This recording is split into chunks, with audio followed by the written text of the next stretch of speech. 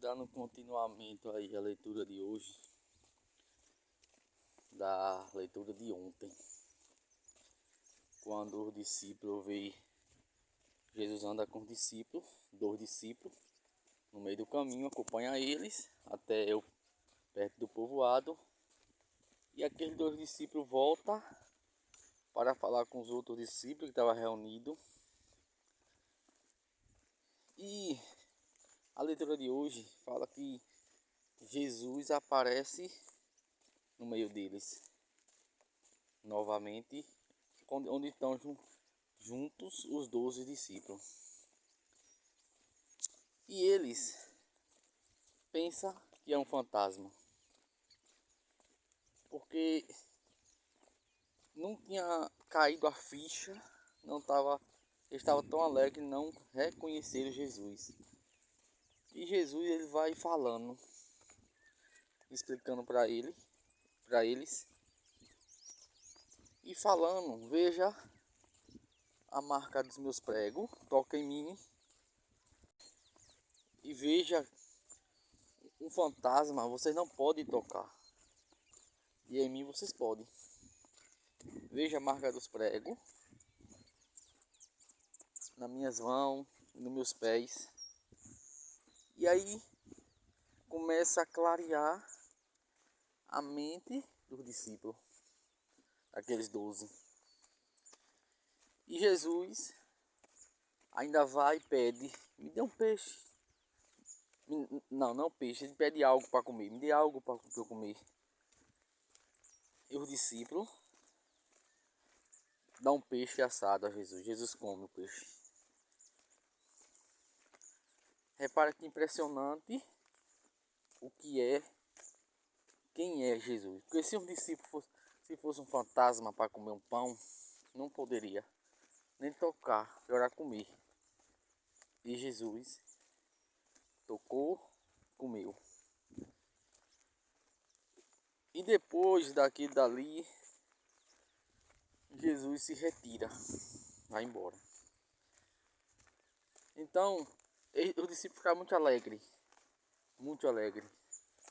Mas quando Jesus começa a explicar a ele das escrituras, explicar a ele do acontecido, o que tinha que acontecer,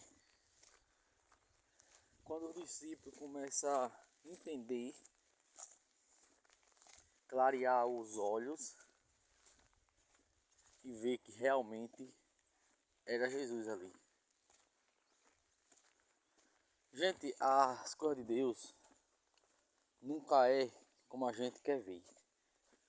Nunca na vida espere você ver as coisas de Deus com seus olhos carnais, que você não vai ver.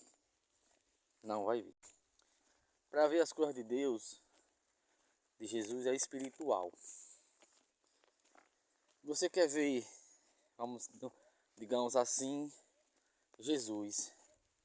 Você tem que ver uma pessoa que está do seu lado, que ali representa Jesus. Ah, mas a pessoa faz isso, faz aquilo.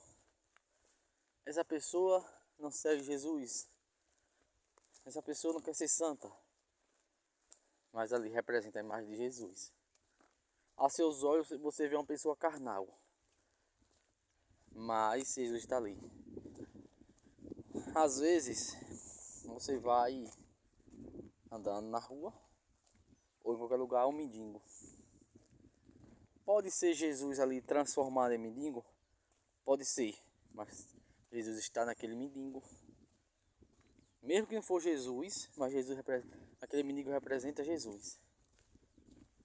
Então, se vocês começarem a observar dessa maneira, você vai entender, e você entender o significado das coisas do céu.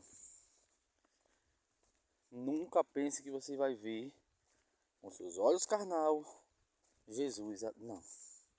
Para você conseguir ver, você tem que, digamos assim, entrar em um nível de espiritualidade tão alta, tão radical, ao ponto de até os pecados veniais você não cometer.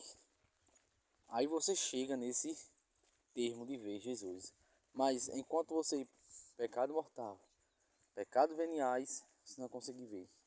Porque Jesus ele é santo dos santos. Não pode, você não pode ver Jesus.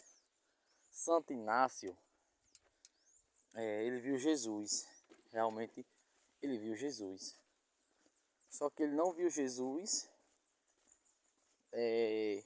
simplesmente porque ele estava em pecado, não. Ele viu Jesus, realmente. Mas ele estava vivendo estava vivendo digamos assim, em um nível de espiritualidade que nem mesmo as pessoas, os bispos, ministros, padre, entenderam o que ele estava vivendo. É tanto que ele sofre tanto que chega ao ponto de ser preso.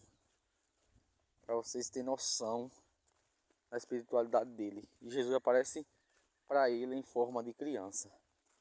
Mas ele, para pagar os pecados dele, ele pegava um chicote, ia para a caverna toda noite chicotear ele mesmo, para purificar a alma dele.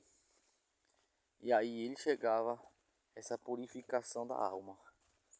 Mas por causa que ele quis sofrer assim, passar por isso, para poder estar no nível de espiritualidade alta.